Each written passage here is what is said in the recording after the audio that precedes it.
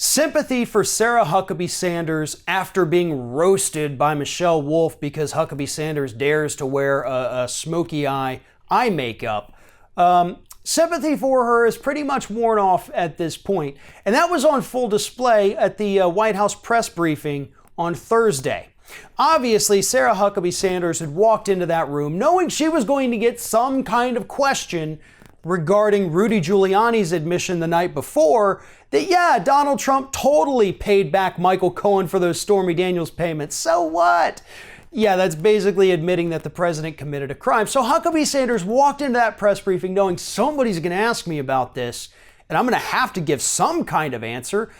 How can I lie my way through this?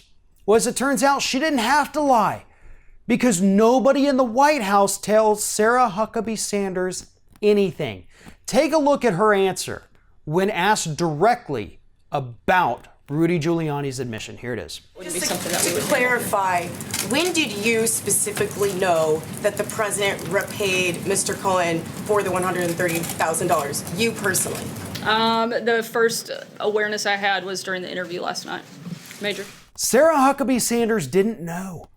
She, I guess, hadn't talked to anybody in the White House before that, even though she's taken questions on the Stormy Daniels / Michael Cohen business many times. Nobody bothered to tell the press secretary what actually happened so that she could, in advance, maybe craft something a little better than, yeah, I caught it on Fox News last night. Crazy, huh? Next question, who's up? Somebody, anybody, give me something other than this question.